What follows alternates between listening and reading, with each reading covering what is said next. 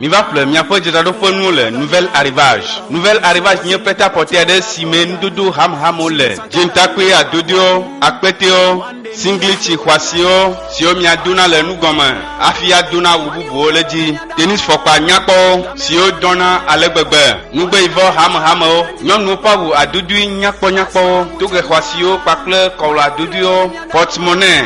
Nous tuons pour marche longue à Dudio, à Hamo, la Fima, Mianto Kwela, Miapo Tchatien, nous pouvons nous Fokpao, Kol Gomo, Tapete, des Sia de Smidi, quoi, Miakwe, nous tuons Toli, nous Toli, des vies à Maganho, à Chondounou, le Kovi, à Dudio, Kola Kwasio, la Fima, à Zampe, Yavadobo, et à Tami de Blam, Yava, nouvel arrivage, les Miaple à Chondounou, à Dudio, Tona, Miavio, Pakle, Miasro, à la Bête, Chokwa, Watin, Teponami. Nyonto mi le noir pomvo, et nous n'y a quoi de la fisia, le prêt à porter, nouvel arrivage.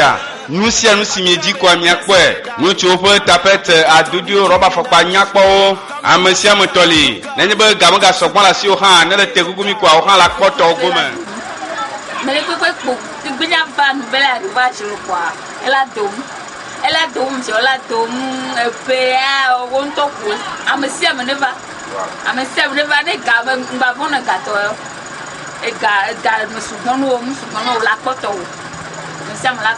Arrivage, moi le boupo, elle est d'abord à conduire collège à Bon. La nier gomme, les mieux le somme 23 bon au collège à peu terrain quoi. Mia quoi les mia peu miome, les mettre à verre mengbe, mia peu cap mon nom benysia, plus 228 93 08 63 31. Nouvel arrivage, mia peu de la donnier toi, mia peu de dassi. Le Pelousia, à la bonne meeting quoi, je le mia pas pour me nuire. Établissement Ami du Monde, le promotion Torade Womnami. N'est pas mieux choc de quoi me ton clafin. Mia peu cap mon bal sur on a donné. Aye wapo batiru han tona nuire le kepe kapmawa onye kapma dudio aye wapo do le tohwede monsieur siadio na mi choko de kwa mu wi atwa yan le portable android de siodi whatsapp le aye o na don nuire ale bebe connexion hanyunao promotion akotole di le établissement Ami du Monde na mi choko de kwa le fan ka kle ko de kwa maton alors ko de kwa le fan ka blan voix toi mi ho télévision LED HD écran 32 pouces sinon on a donné le ayo kona le bebe bakle télévision LED Smart 43 pouces ayo wacho décodeur antenne parabolique woofer bakle ventilateur à commande d'acho danu si ordinami établissement Ami du Monde la dakpam modidi le collège Ivoire Bord ole pour le calcul le titre de carte garantie na mina nu si okatan.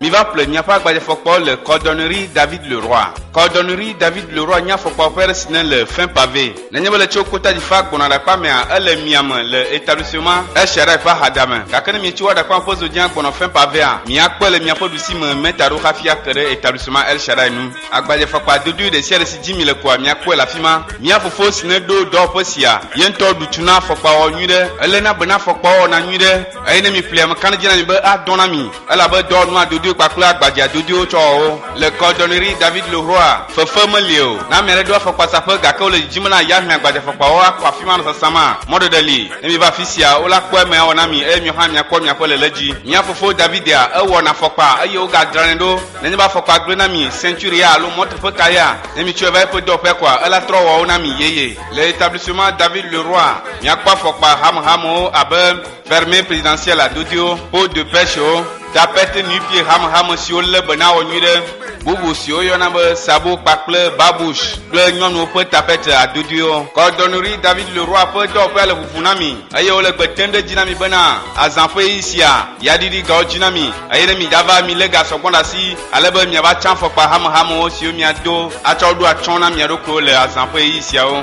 Nemi dit la pour premier ami yo cap mon nom basia plus 228 98 38 22 89 établissement David Leroy fiao pas faut pas au peur mando ça c'est là c'est vrai que là on parle d'avant cordonnerie David Leroy on fait le chocolat pam le chocolat te paye à no pas on t'offre moi no para muda le cas sauf pas le cas de la cité sauf on a c'est là toi on a no de no pas on doit là dans nos là au Dieu ya on va nous faire tout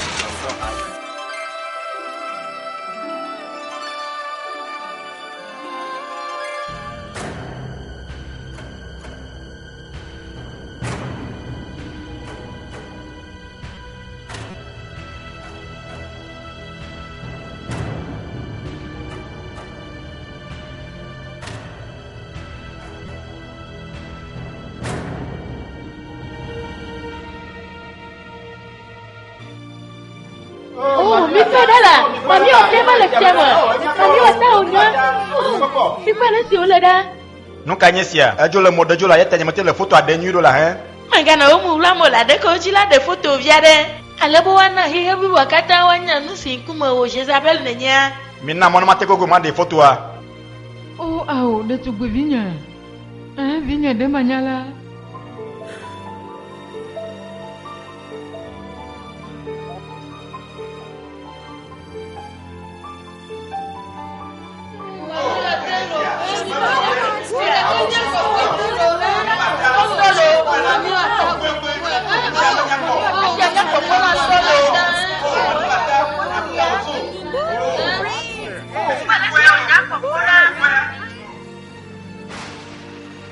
Isabel, ala ko atingone na maklodo.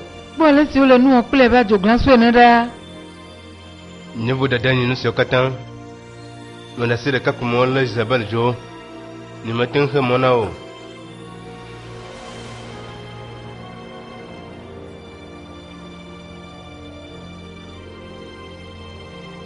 Mukanyuma.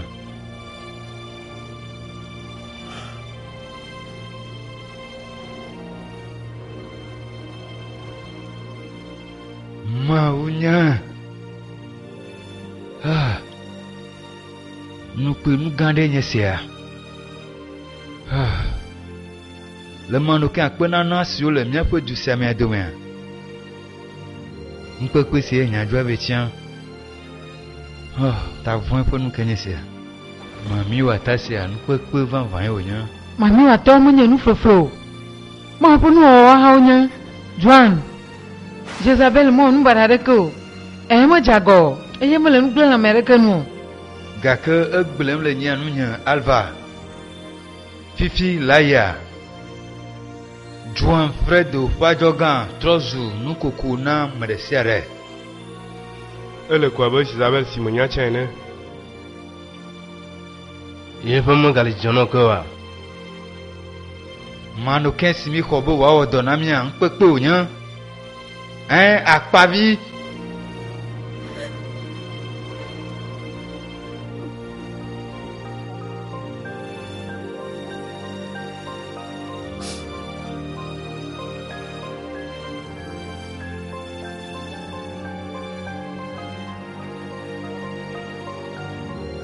Note, Fredo, afika onye nale. Na mi afima Airbus, ba mi de Isabel Pagbe. Oh. Airbus mga mama be ya fimo. Ne monyole yova du jesi bana, mami o to hane nya. Palo ha kperenu. Mga nglo bi be, beti no click no de wo. Amafura po nyale ma. To gbo mo le jijila kpere Isabel nu ha. Ne nyibo ve kwanye kla mafura. Yo ha ne pa gbela do fa kuma. Gakan hemba mi onana afono gwara. Yema, Isabel hiya mi afa ko kperenu. Airbus magayo. Ouais, no afisia. Nyento ma ve ko Isabel bo. Nyento ma ya ve kperem lesia.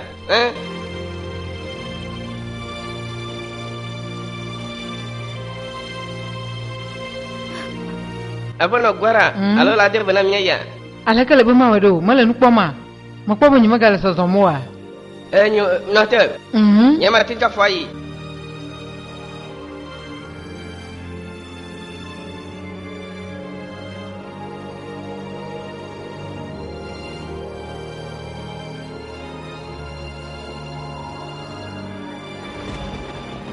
Amaga gbe ma ci dala. Fiasi bubuto janganye si akwamne le ayata data gune kule bubuto here. Nya fiasi. Wo subola bado wo nkume gbrena nu kama tewo na o. Mojiba na jagbagba fon fiavi bobla na. Na maga ko nenu agbe. Nye fiasi le nyabe nu si bien le ma. Bo sunu gande yo nya. Mwenye mitu no Rosario. Fiasi mwenye anye onasea. Ya ta nye le gbe na magbe dala. Mo hia de tubivinya bo anu agbe. Le dula popo bo anu agbe. Mon second joie. Isabel, là tu as moyen quoi.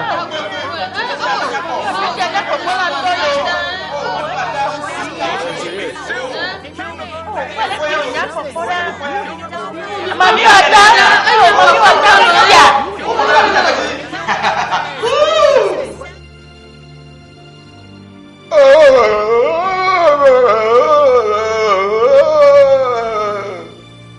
Melewo fiavi bob la fe lubonyom fifilai montegbeno ewo lubon sinejole fiadu fe siame montegbeno trogbabado ye fontilama fifilai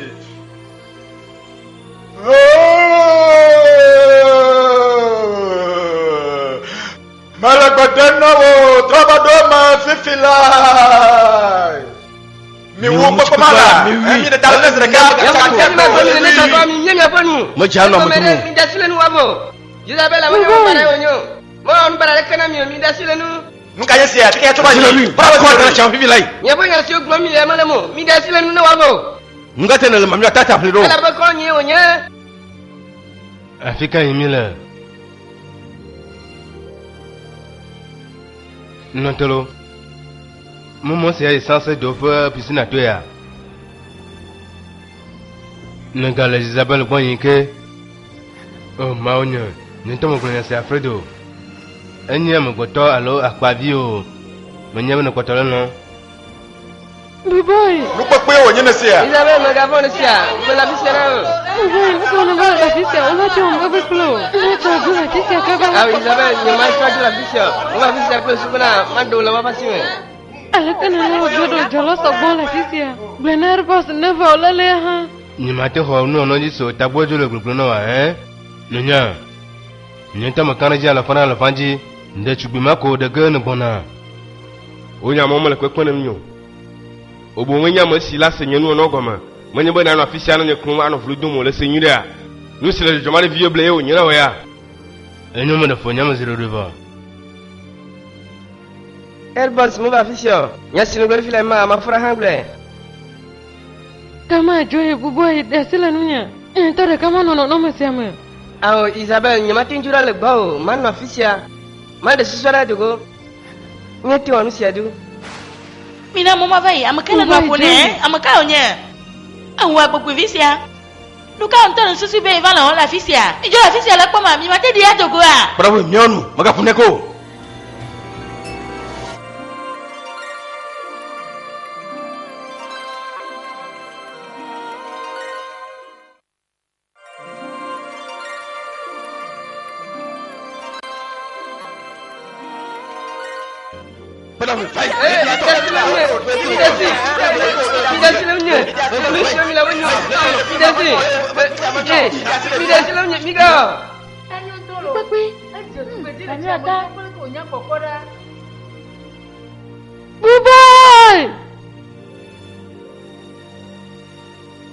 Nyate po nya mo so gbon la fisia nto.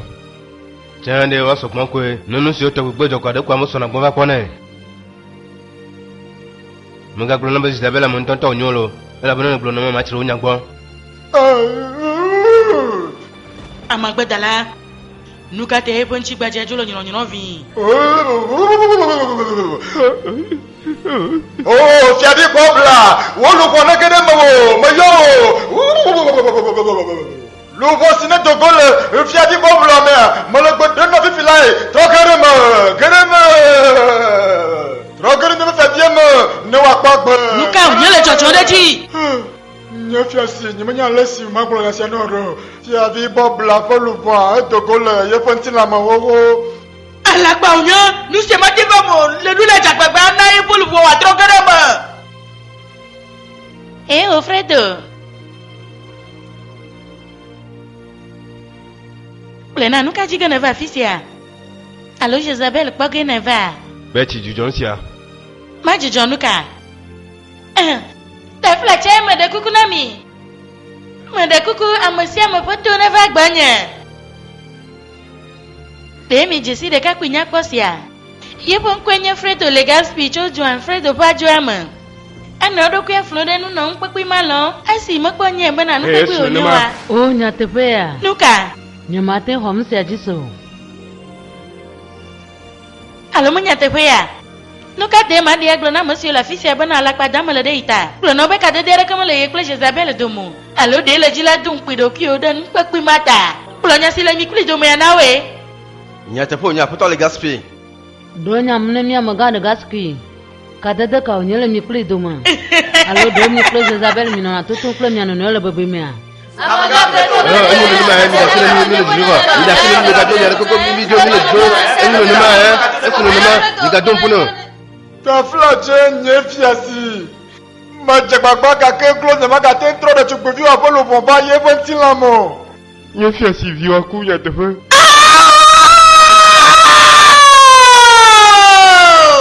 Nye fiasi mirula dasire jibena fiavi babula magale miadumu.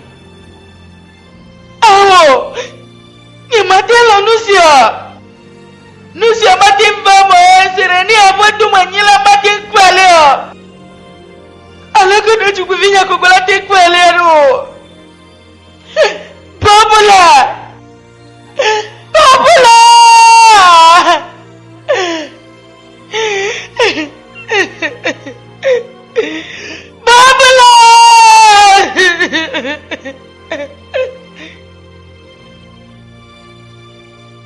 Oh, le tareva no, Paulo.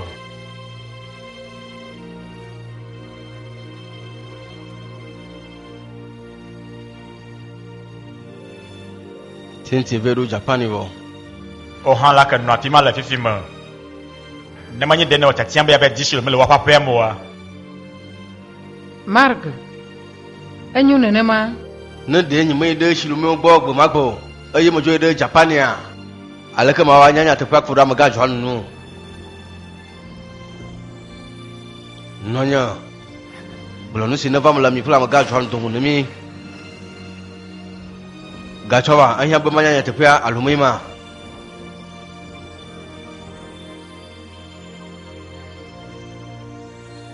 Apono Alva kula maga johan fo do chovie menye bayi. Lesi mesron lolo akuzirika. Amasinya Mark potoa. Ebo kwa bo visa se webe mono na hamu e mai. Eye gbereka. Amaga juan va gbere nu nyanya kuminu hareju. Eye na de vama. Gaka zirika kwe. Ni magawe ku. Gbereka apoto juan fo so va kremianu. Yenya apono Alva. E biji ale gbegbe. Gaka nyema nyanu si ole be mao.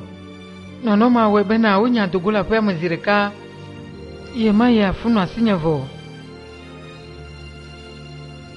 Gakenya maglone bena mo fofuneo. Nunyade le wa maglone. Elle avait son temps vraiment pas de mon nakunto. Dogo la fisia, na chono dogo gbolo, buzi. Ewa mo biataye, mo triga to kata fo nyagbodo. O pona mi ko abe gbolilu ene. De tu gbevinya fonu le nblani onento. Asinya plemino dwa. Nyemodulo lo viere tete. Nyemodulo lo viere tete na de tu gbevinyo. Miga omsio. Necho mi de dogo la fisia kaba. Buboy. Doma ya nyase oglo na chava ya nyate po onye. Bena la ke nyobe de tu gbevinya mga dogo klento hon. Ala bela no gbanyire na nye benye plemi mo le duwa. Mekpo nu se te gbe do va manya kle de tu gbevinya do modo. Ala be hon vi ya kamagade menye.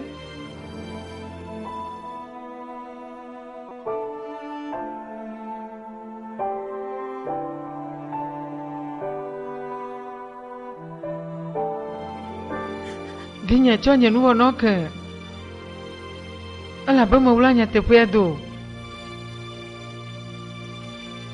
Nyama blo sesere la masimuduna ne zwana e kwenye jibibi kule fofo sese.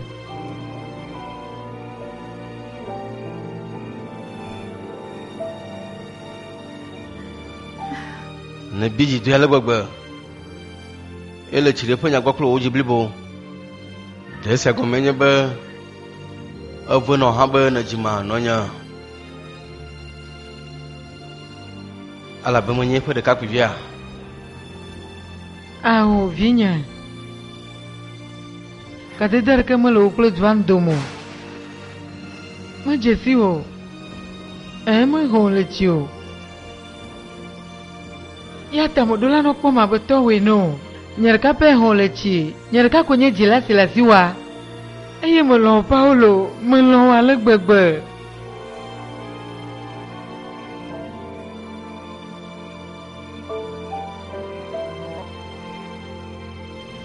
aleke ɖetugbivi nya la tsɔ nye nuwɔnɔ ke esi nye mete tsɔ le ɖokuinye ke mo numaɖota gã ɖe nye sia me wɔ Jezabel lo agba keke blibo katã mea enɔ metsɔ lɔlɔ kui ɖeka teti na o zi geɖe sɔwoa mena le favie medo funyafunya sɔgbɔnɔ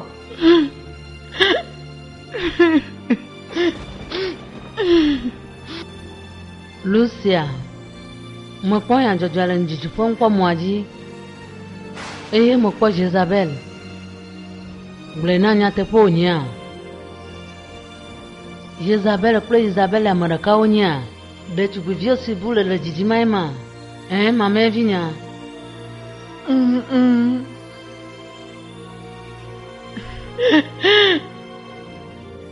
Felicia meɖe kuku tsɔ nye nuwɔnɔ ke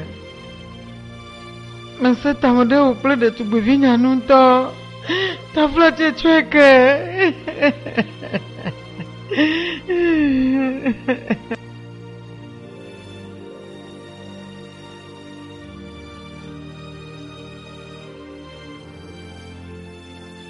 Nutsi kɔ ne me dzi la dzi la mu via ɖe meyave ɖu nu hã ɔna fi sia kpɔ ne mava enyo tsale ekpɔtɔ le siana me enyo me se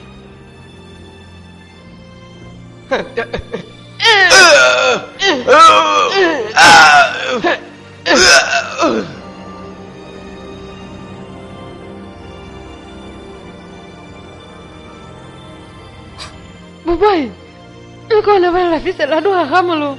Nanya bawa wafu bara-bara. Isabel, mana bernanya siapa belum? Yang mana bapana ni cuma o. Ayah ni macam ada silen nulan ofisial. Memang mana dewa be? Dena ho saflia. Cia de saflia ni sia. Tak nama vino sirka. Kama na cona ho.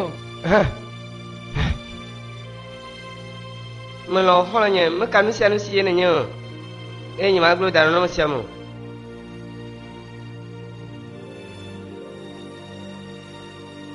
Nebula. Lukensia. Luka teo govuno. Awa goku vi ma dota sia nuka jina wala la fisia. Kon ma dota sia ju la fisia na veble. Desi. Tila ga desi le devi manu wa flo de nukia. Nuka te ma ko ju sire ko ha. Ta fla te ni gon bebe club boyo. Boboy. Nyalanta Jezabel. Kende ne le jidila sia jua.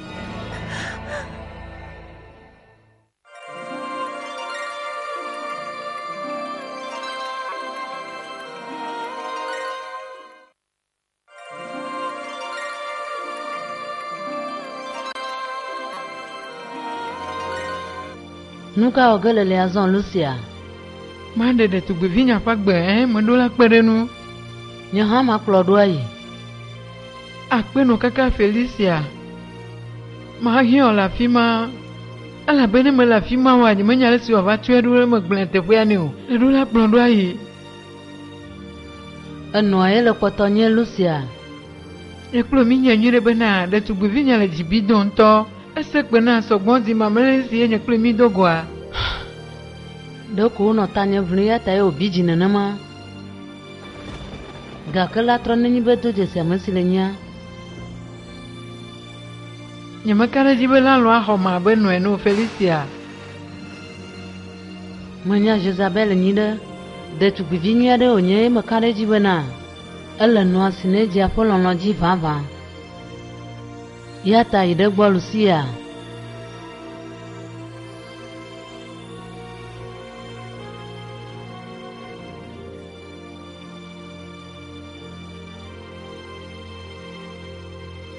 Jezabel, me jibe bude be makpo. Me jibe manya Lucia no. De ye yol se senawa. De jikalo choma. De ne le nyejima.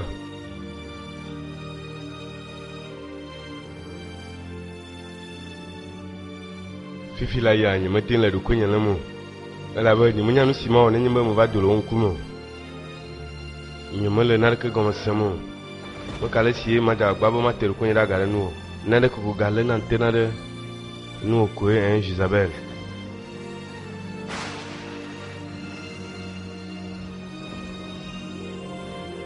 Betty. Mati si la fille si agbedo Jezabel, elle a bana nyamala o ko la chogana o. Nesia. Betty, oh, ta flacha mala kukudana o. Banyanya ko la bavure trochena. Tonya ko la khosiana e kukudama na o. Nuka te ma chena o. Ne na se aga si le gbanya. Ni ma chena gbede o. Ni ma de mo la ga si le gbanya ko Jezabel. Driver, te pria gajiji, dina te kuvo sesidia. Lucia jema mele bena na ha so bon leo. Nyemetele do kunyele mu Felicia. Ala be mo no gbeduna ben keke se wa vana nya klevinya mia o de ka te po jiji. Eya zwa evado. Majibe ma fi makaba ma fa vinya de nya boma. Mi we mega te pere nu oko. Aye Fredo hagben le gbo mega le jiji meka de dere ka waga no yo plodomo. Afisi akola kwachi. Betty! Betty! Amere ne va tukana. Merde. Me tane ko no Betty. Nenye bo merkin tukala bisia. Ma pogane le kwaro ko amanga jesio. Nyembo dada yo nyembo na nyukwa pro de tukujua tu mama. Ma hwese bala se gomo ila chokan Lucia.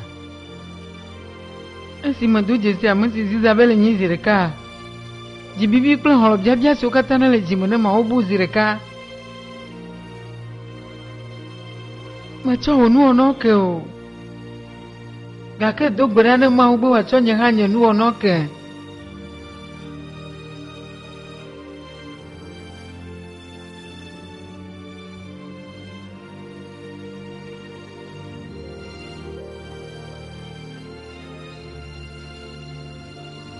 Ta flache. Mi matengere mo. Nko nyenye alvali daspi. Betty po me po honle menye. Ne le dia la te yu abie.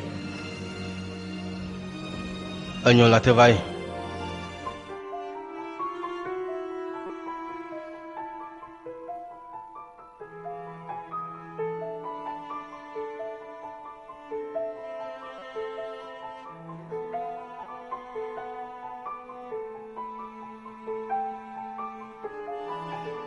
Jezabel.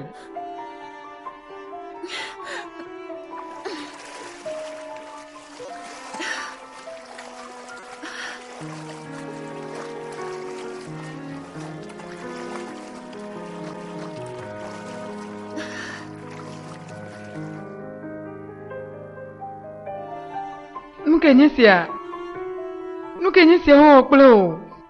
Nuka ona bala la fisi apono.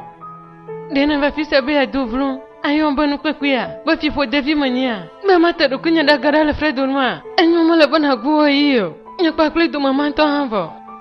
Ah, Jezabel. Ni ma va nmo do motor ke ogo. Ma va fisi ala bena me le dijila pere no. Mele nya te fo glomo. Ala pa ko dana le na. Ah, Jezabel me va plojo la fisi ai. Ah, nya ma kana dio. Tablache Jezabel. Do to nya sila sinya. Ala bele vide. Menya bonya si bloge mele no ala se sebo na hwe jise. Ga kama bia chogbo bu na hwe kle jiblewu nenye bele sia.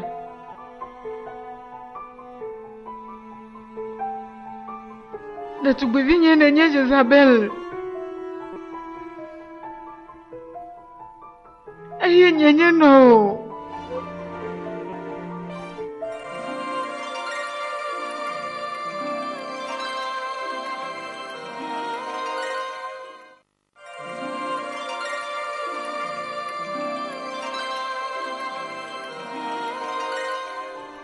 Egbe mi kwa mi am viado se okpere mi am dem da le Jezabel jam si am nye be mami wata onye apeto gido sinenye Don Fredo pajo afa president ajo sine kere Jezabel eyo na osu wapo manuke a pa kle fe no vi Betty sansedo sine dem da le yate peji apo no vi Betty nu si le defi am yokata mi poe gake magado le nyabu bo blon kude de tubiam Jezabel blomele amagado susu be na si ala panya e onye mala tepo lebenuka nusi amanya la kpanya e onyo majibe mi atra do kwele jina mi bana Jezabel panya se anya tepo onya alo la pa e onyo Miete mi na fima kwa nusa nusa nejwa Miete mi afa kuma Isabel tros mami atale Jezabel po nyama la kpanye onyo. Mami wa te onye vava. Ne mi lo mi te yoro kita wa badu ipo. Jezabel ama mogbeto vava onyo. Mo cho yi si amo. Nu pepe onye cho to gan mo va chaka mi la fisia. Aye ma do pe jina mi.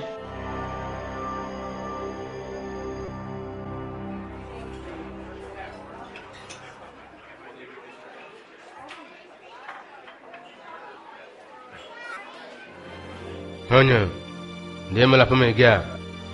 Ne la juti barama. Ela ba hasinu numa asogbon to ha fi ni gale jijin ganu pe. Nuka tamaju ya pame. Nenye be mu ga pon ha, ye metin le na ka dugo. Matin don ha.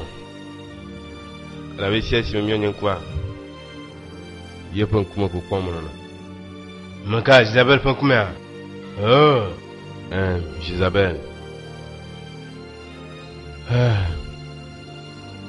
Ni matin ko sebana. Mami wa tai onyo.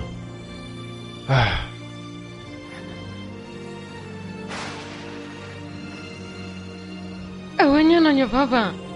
No se matin vamos. Onye kwa tu bona no nyetwe. Jezabel, dodo, nko nyenye. Nko nyenye Lucia.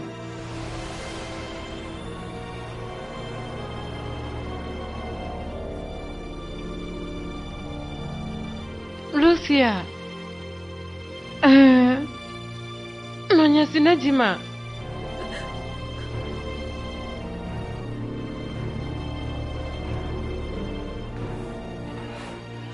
Nenya e pon metin le di jura sumuna mo. Maka halasi ye mawo. Nyemati le nglobo mo. Eya te mala hanun sogbon alia. Me be duma hia. Nenye be mu no asogbon mu mu a. Ela na be ma nglobe ne mu mu sogbon ma nglobe eye ma dolon ye ma. E pon la jo sumuna. Ya te mala fisia, me ma do bonao. Jezabel, enyenye no sinejiwa. No Lucia. Nonya Lucia.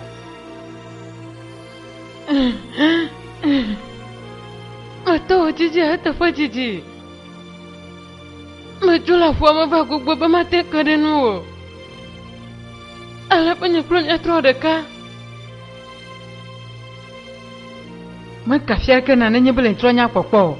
Ala bele nya gbonya. Nu nya nyina nu ma do tare ko nenya. Ama bade nenya. Jima fo jina to nyama blo. Abajo ma una ne le bobu sosio kata mato. Ne le ga kwa vio to hanya makana jibola ho abanu ene. Jino voje de nenya. Ala kala tin ma me no nu funa ne ma do. Nu fla no no ma do ka kinyi se zan do da gbonya. Jezabel.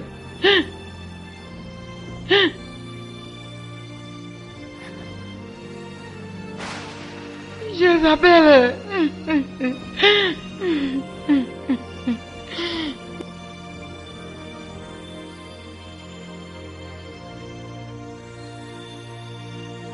Fia si bubuto, o dochola bukandi vado, taflache bukandi.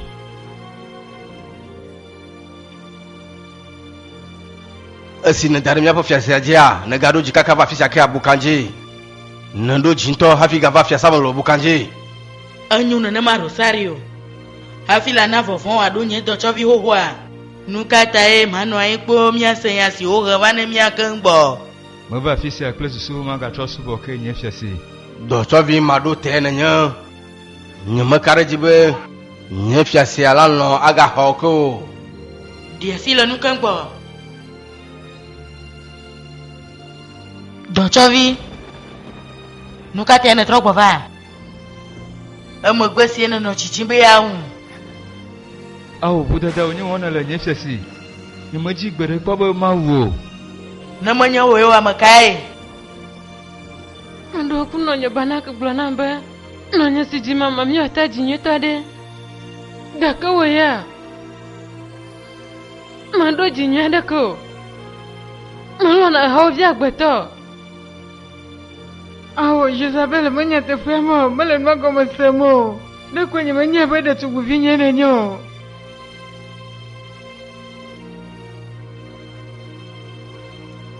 na me kpo fu sɔgbɔ le wa lɔ me. Esi me nɔ gbɔa, gbe sia gbegbe vevesese kpe wònye nana. Meɖe kuku na Jezabel. Tafla tse tsoe ge. Menye be nyemate ɖo nudra siwo katã me wòklo wa teƒe na o. Abe ale si megblɔ ɖo tsã va yi enea, tsɔ dzibɔbɔ ɖe xɔ nya sia. Dzegbegbe na se gɔme. Ɖo to, medzi bena nye bena malé mele tsɔ. Nye hã nye menyo nye fiase, gake medzi be naxɔ dzinye se. Nuteƒe le menye na o. Eye wòtɔ le nye be nyemeda ɖe yi dzi kpɔ. Medzi be natrɔ na mɔnukpɔkpɔ, ne maɖe nye nuteƒe wɔwɔ fia o. Ale be nanye be ɖe manya le menye. Nenye be meganɔ mɔnukpɔkpɔ velia ɖe dɔtsɔvi. Ɖe la do ŋgbe na be yeasubɔ le aŋkpaɖitoto mea. Meka ɖe dzi na wò nye fiase. Medzi bena mawu nye dzi na wa. Nya dzi agbawo ho vɔ. Emegbe si mi kple Fredo mi na wo fli lululu ya. Azɔ aleke mate ʋu nye dzia na wo ɖo. Ɖetugbivi nye tafla tse ɖo to keŋ gbɔ. Se nya si ne le asi nya keŋ gbɔ. Megbe. Ema ɖo to nya si na gblɔ kpɔ gbe ɖe o. Azɔ si menye be wònye nɔnyea. Nyemalɔ kpɔ gbe ɖe o. Elabe vinɔvɔ die nenye. Menya le si wolɔna mo. Awo menya teƒea mɔ. Kaɖe dzi nye menya teƒea mɔ. Melɔ kple nye dzi blibo. Nye menye dɔmenyinyɔtɔ. Alekpa dana le. Mate nɔ lɔlɔ ƒe nya gblɔm o. Ame siwo katã nɔ dzu kple wa melɔ wa dometɔ aɖeke kpɔ. Shilome, Don Juan, Fredo. Melɔ wa dometɔ aɖeke kpɔ ne le sema. Nena grandma Felicia nye wo datsɔvi ɖe ale si netsri ƒe nya gbɔta. Menye be le vevisa Isabel nenye be megadzi la tso eke ŋutɔ hã wa. Meɖe kuku. Ɖe mo na ne meɖe gɔdzo le afi sia tete Isabel. Awo. Nyemaɖe mo na o. Le nyo na be maku tsi afi sia tso be maɖe mo na nakplɔ dzo. Isabel vi nye megawɔ nu sia o. Meɖe kuku se nya si gblɔ melia. Mebe nye menya wò kpe ɖe nu o. Ɖe asi le nu nye ma vo. Ne mekpe ɖe nu o. Jezabel meɖe kuku ɖe o. Oh, vinye. Megayɔm be vi o. Elabe menya le si vinɔ wɔnɔ. Meɖo vinɔ ƒe lɔlɔ aɖeke o. Jezabel.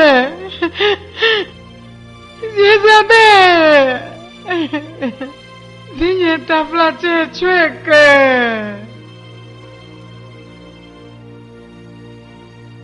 Joda le gbɔnye. Jezabel. Mebena wòne dzoyi. Menye be medo vevesese ne sɔgbɔ gake. Eko mele gbagba dze be maɖo nutaka siwo mewɔ kple wò teƒe na wò ale si mate ŋuia. Nye mele sisi ɖe dzi o be nàlɔm o. Manɔ wò le ala nɔ mɔkpɔkpɔ me be. Gbe ɖeka wò hã le va lɔ maxɔ ma be nɔ wò ene. Vinye. Awo mebe ne wò ne tso yi. Manye nɔnye o se nyi ɖe.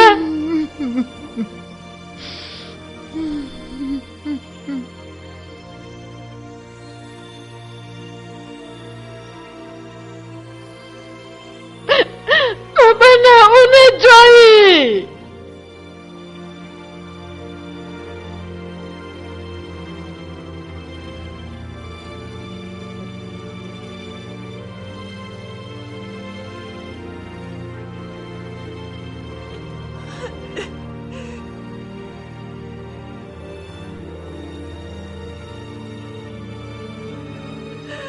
Sila nunya mavo.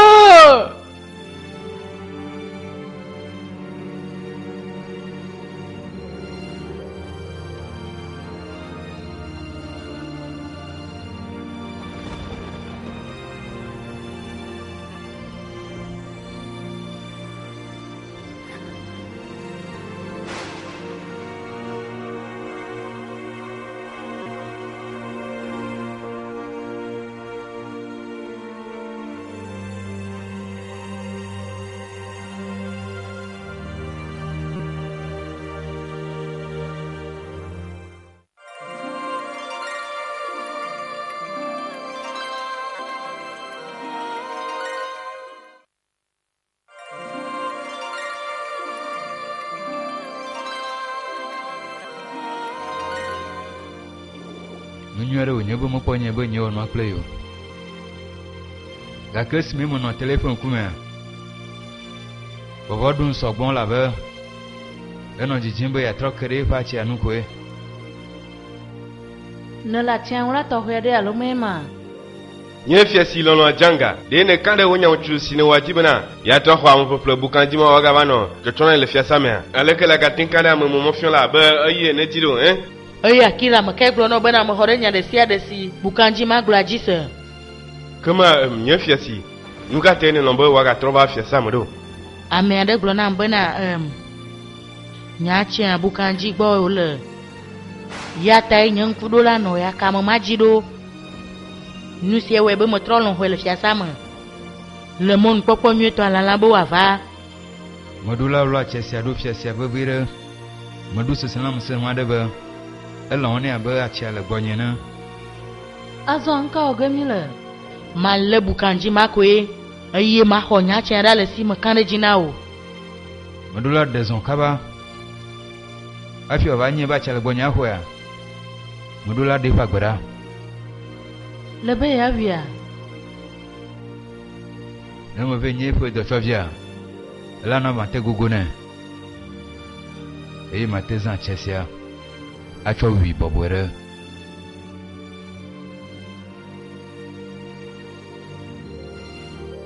Boboy. Dene kwa ba manyama bada. Ela ba mo blonya mona nonya. Jezabel ne jino a te ko didi. Esi ne kwere ko e bo nu onu de no viere te dia. Di bibi sogbon anya ji ma fifi layin to. Ale punya gua terima le gbegbe. Danu so kata wo kle mata. Asata ma danu nya sogbon vai. Nanya banya maga on barado ha. Aglona banya wa yo na babukla. Azo anke jode le to pun pro Jezabel. Me glonya te piane. Gaka Felicia potole jibidon. Ojila lo ho ma benu eno. Doma ya omuyane. Felicia lenya. Masaba vanta si oyama gaka makwebe mjene. Ala ba mo nu daka sogbon plus Isabelle va into. Onto hana lema. Azo mala fa handa nyen daka si mo wata. Ahia bo ha tonende. Bino maduta si menyata. Nyasi ko watin dona enyo bana. Nenjola chapa va ku grafisia. Deno wata. Wenna nu setol de la sino be. Ila kerenu eyo kwi watro de ka. Ano jucho ede maba. No kwi ukotonya Jezabel. Ajirumbe na nemo kokko no aglo nya sinele yebo jijia nao. Nya menye bena nemo kono nya. Ma fe se sinda tele ku nyenu. E man no ekle nya jibibo. Nyama de sile nu ajolo gbonyu. Lucia. Nela ni watro ede de tubeju agbo. Magale jijila ponko. Agbobe ima ho ma be inu eno.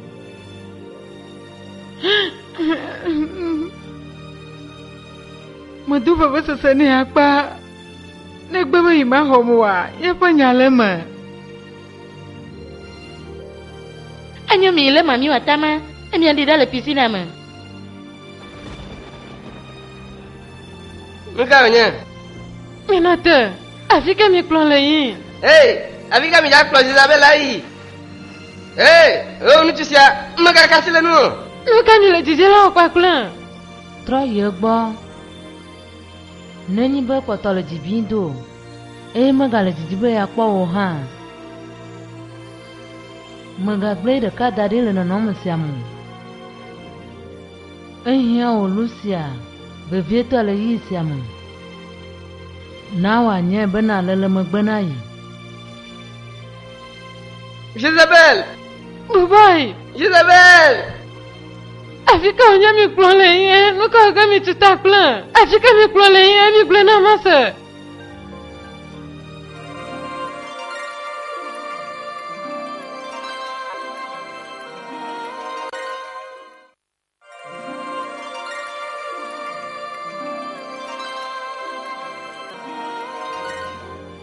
Ama subalo mfumfu da mami ata Jezabel Ayo, puasa nak pada cuba bisi aku. Akpana yo. Hanya banyak. Jezabel amanta tu hanya aja cuba alek berber. Hanya popole cia manta. Nupa kuye onya. Mak kuala ziola fika ole cia mada. Bala mufle la fisi abenye de cuba nya kwa ka nupa kuye onya. Chalo minotela. Kuala nya tefu ma Jezabel mami ata onya. Awa bemia fo jwala do noklo mami ata o ne. Chale ka ke je cuba yelo. Mablo. Onya ko. Ma nya bana mami ata onya. Nya jo ko bele. Enya mano ke Hong Kong aye o le sama. O mi sia mo nyo de. O ya tefu ya mo nyo pro mo nyo. Anya na nto. Aku ta mami ata. Ka jo han. Ko nya le ka onya. Mi ga glo flora ka chu Jezabel nu. Wow. Makao như nào? Bây giờ các mua hàng này. Mà quên rồi mà. Aku apa menyampai sesene? Afika nyese mikulova. Beti taflete na mandula fisia. Beti taflete malakuku danao. Biasela nunya majo. Egaola milanu baba wakula. Ida jirang belanya senya silajia. Nuka onya. Demi nya masi onya. Nya de chugu sin to komi le komya. Nuka de na jesia. Alo de na to plia. Bana mi to mami ata nya vi mi nya. Ya tene ba chitele do a. Abia le wa plo dona wa plo dona ne. Ya. Ngeni makon. Chale Kayaknya siapa tu? Anyo. Onu silajia kuli. Domo vaji na honto Betty. Aku juga nasi Jezabel. Nana majula fisia. Mijila wo tutuk paduna wonti gbadie. Anya nyebe mami wa tenenye le yantepe me. Nuka onya mi le jijila ona. Ba miado wa sike akpo. Nuka nyama. Nuka mi le jijila ona. Oh.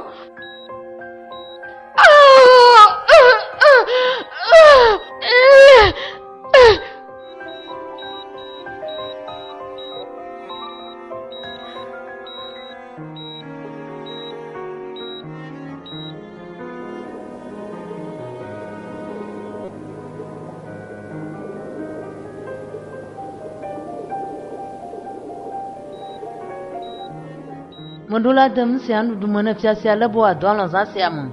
Ehia bo adon alebe. Bukanji wate gugu ya vai wi bobwede.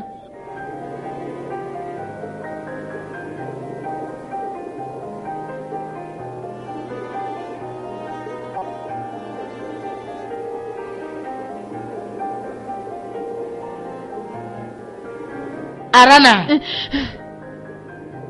Nuka matena le nyandu drama.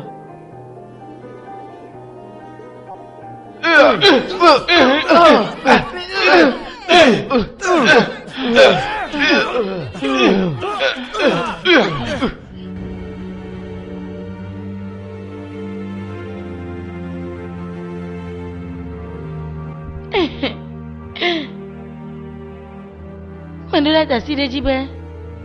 Wamo wana nanya nyito anao. Apono Alva. Mami watapono. Aleke nonya. Onsenya si ukata mi kle Jezabel mi glondisia. Oh maunya tanti Alva. Nyemenya banya wala podi malasi ode. Afika Jezabel ade. Mengahanu apono Alva. Ala dede no mo. Daku majibo dodo kwaro ne. Ala bo mianya na nyebe. Mami wata unya le nyata pome. Dodo kwa ka unya. Nyaka wasika vire hena dodo kwa po wowo. Oh.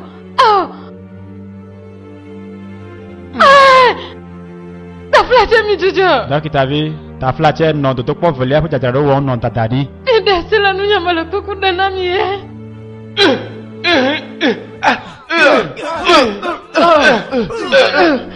Moviton Yakamo Mijo Fredo Mijo Nyanu na hon blanyi na mimi dasila nunya majo.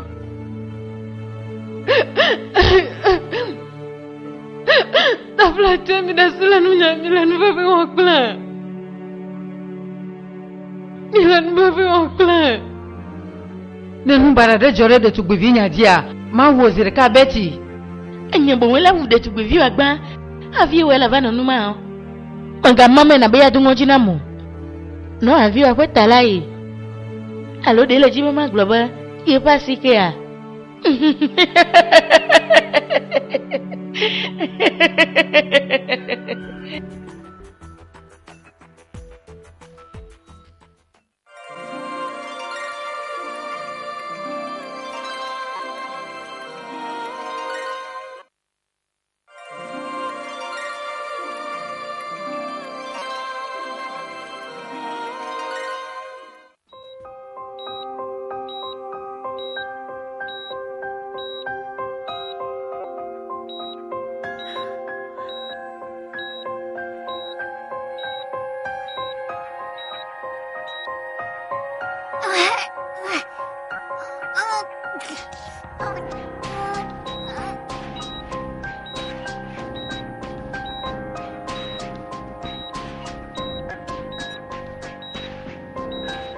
Tafla mi jujo.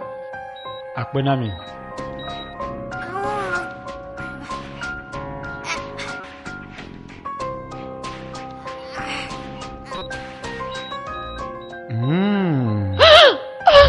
Makwe.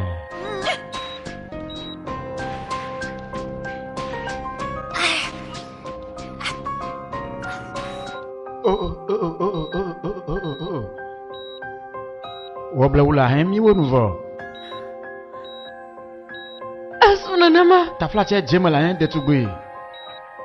Dókítà, ó wà bẹ́ẹ̀ bẹ̀bí sàn sọ̀gbọ́n iná lo. Méthode sédatif à vider ne tafla che. Mieux wagner 30 mg. Dodi Jezabel, elle a besoin d'elle.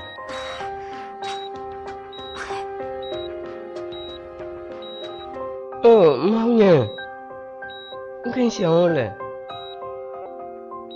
Yamala nous a dit moi. Asuna nama. Dodi viade kopoto. Jezabel.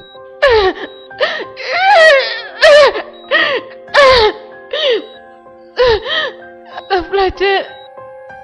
Il ne veut pas se donner ma quoi. Ni wenu kankan vo. Nyati asi. Dunya biabiana. Nuka onya.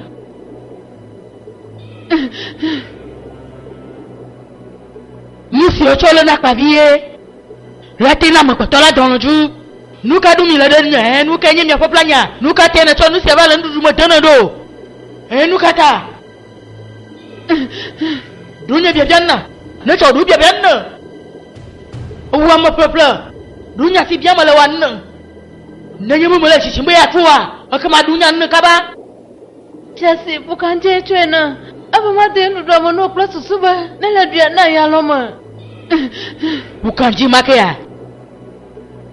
Amoyo momo fia la voli ma. Ya hala kwa bono via Jezabel na.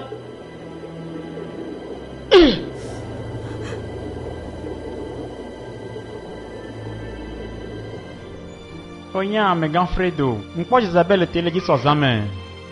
Oh nyama blo ele se bebe sugbonto. Ebe nu on blan na ligbegbe. Avota Fredo. Avota Fredo. Avota Fredo. Ah, oh, laisse-moi avant. Avota Fredo. Nuka onya. Avota Fredo. Tablache majibu na kulondo. Majibu na bakpo Jezabel da. Nuka onya joreji. Avota Fredo, o le fufio ma le bebe. O chwa biyo le ngom le babu se duna nyamamlo. E galeji ma pa.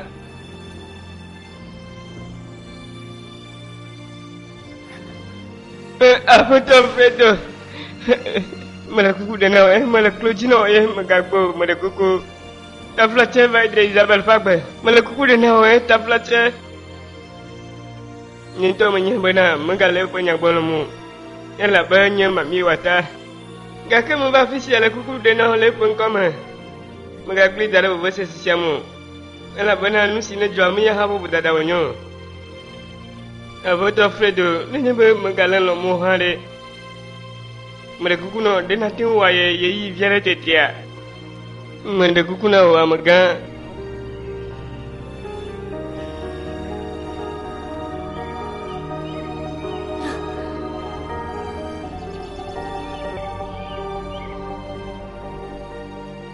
Afrika là. Elle a filmé la photo Fredo.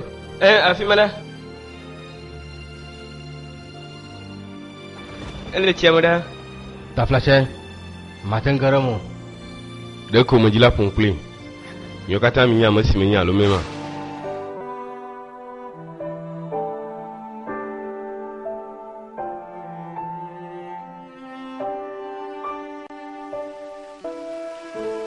Isabelle. Fredo.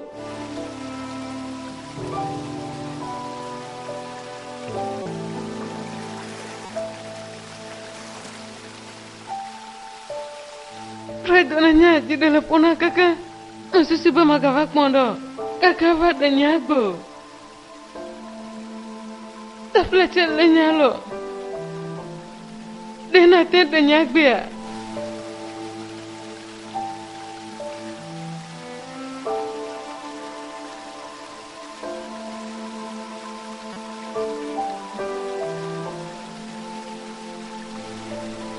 Mendo ta flache ga kan yo va fi se moment de wa gbo.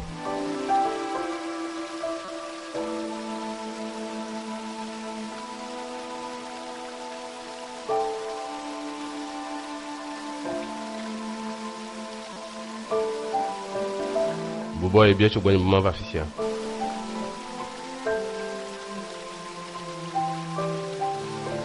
Ni to mo no jina po. Ga kan ni mo le gbo so na nya si me jagro fi la yo. Ale si uno no metro a ni munyana ni be ni munyana ni be magatin troho ga kanu si anu kona mazon ni matin troho Isabelle.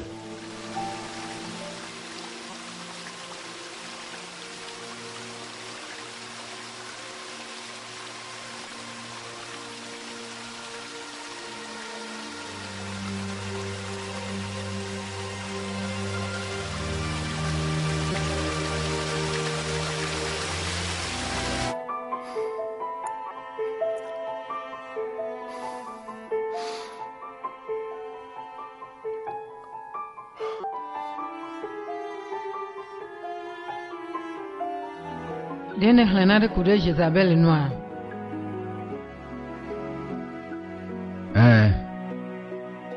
Mama kuku si o chono ade fiambo mami wa ta onyale nya tefamo. Yema. Dumon de ipon mo ombla inawa. Ole Isabelle da fima sa setoi. Le nu on kule ba jo gran suene. Dumon hian te to hon wa magama ganji. Makane jibone le yoa. O te ona da chokpere nu. O halo. Nde siare sila jode Isabelle dia me ka fiare ke namu. Ela ba me du ka de diare ke kle nyajwa le gware ke mu. Ele bo mi akpode de tugbisi anu juan. Alba gaka me wo jiji an trobo agbonu. Ete pe mo po jiji haro osme. Mo chona dele mana mo wa ba Isabelle nu. Gaka zon pora. Nyara kakula sinya maglono. Yenyi mamde siari sujila o pelea. Maka fiare kana mola bam sine jinan kwekwe aboye nema. Neni beto bonani ama gomonye benye nu kwekwe o. Juan ma jena ndaka si won ole plemo. Muka tene le fudena pa pele nyasia, hein? Alva le sine le nfuma. Elle kwa ba Isabelle a de tubupi o nyena. Fredo. Enya bono nya mututu be makde khoma beles melene wade. Azun ka tena ba fisi laido. Nka onyelo jojo. Dena jila globa imaga telo mode amasiye manyata. Dena jila chonya demnya. Ama gotwe menye. Ewe anya mami wata. Mama libe kadede va madaka watino miedo. Gaka Fredo nalo Isabelle to kwa befon kuma manya poko. Gaka maya mchinya bubu kraye wonye. Awo matuvo. Fredo unchinya de kankuma ko potonya. Matua seka kanya jimatro mo potolo lo baba. Malo. Nye klo ahli hebu bo mo micho. Mia pokli hiwa mo jino ne. Manya mo beto. Alaka nye klo miati no judo. Nyamanya afisi yene cho. Nyamanya masi nto ha nanyo. Amakai nanya. Nyalo no nyama nyao. Asijo le sereni after bufema. Kaka va ku gba fi se place sube ma va no juklo. Modula ko ne no mo. Gaka mo wede no so bosi e madona wata. Va mo glonya te pena mo. Le wula nu si adon. Le from denu. Le naba mo chonye jinao.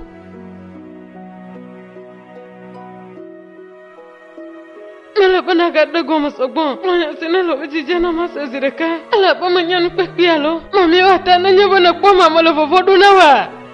Blena aleka nu si alatin va mondo. Blena. Chomkela no te kwa mi. Lenyibe. Modo ade de vikon kumu miaji. Jabia si le fudena.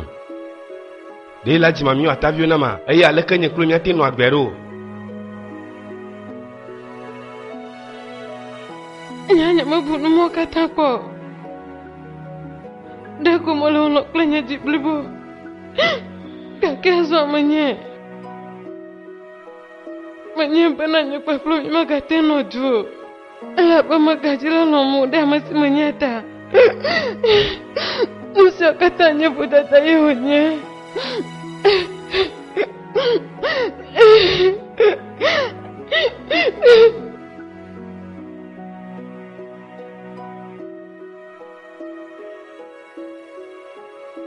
Hey, Fredo. Fredo, nous quand on va à la fisia. Je sais que maman doula va fisio. Dine nya si nya kaka dola glo nyi bu ko la fisia. Gbo nyu to ba mere ko va gble na. Na so va mi jo. Fredo. Va mi jo. Fredo.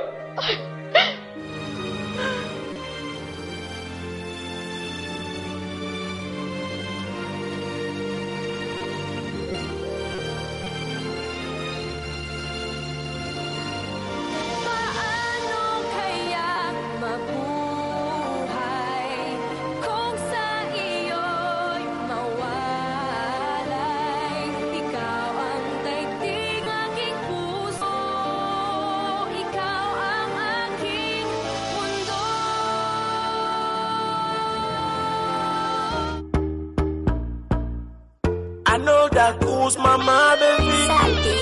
Inna the play, pre bam bam. Okay, bona nambe. Yem dwi paude. Ena nimcha when I am. Ma when I sa. Okay, bona nambe. Yem dwi paude ya. Ena nimcha when I am. Ma when I ti. Eno amendwane. Edo viwa joba. Eno amendwane. Se doit foirer, et non même pas, et d'où va et non même pas, un peu se doit foirer. Akoro, banana, akoro.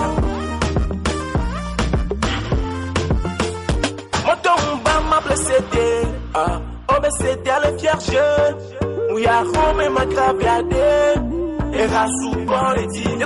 Écoute, nous y'a la mire titi, et payé m'louis pas au dé, mais n'a n'aime qu'à wena yade, ma wena zazaza. Nous sommes la probe, nya ekbela, non, nya ekbela, papa ou nya ewela, la cavela nya et noix de mela, et noix men toi, monsieur c'est pour Grégoire. Et do a joke, and no I'm in body. Je suis faux, appelle celui à foirer, et no I'm in body. À vivre le sultan, et do a joke, et no I'm in body. Appelle celui à foirer. Assure bon à Fred Charles. Banana, the bad girl. Oh yeah, yeah, yeah, yeah. Ah. Tu m'as dit que tu voulais louer, je te l'ai donné. On m'a dit que t'avais rien en bas, mais j'avais pas cru. Papa te pose muchanaku, maman baby oh. Oh yo, wontonya benem leya, ma woye bada bada. Oh yo. Left she right, ma que no suena les cousos, mais front or back, là no suena un milieu de terrain, yeah. Wale ongla bebe, banan plante muluna, akorua wena mukakalo bebe, oh na na na, la se banana na na na, mawo da da da da da, Charlie manaula chadawa, afe katale jiwo bra, enwa me odwade, akorua jokwe, enwa me odwade. Bébé nye moule senti wo ola se banana na na na mawo da da da da da Charlie mana ola jadawa ma fe katale jiwo bra and no I'm in bad keep music and do me what you want and no I'm in bad I peux se voir and no I'm in bad akodu ajo kwe and no I'm in bad bébé nye moule senti wo.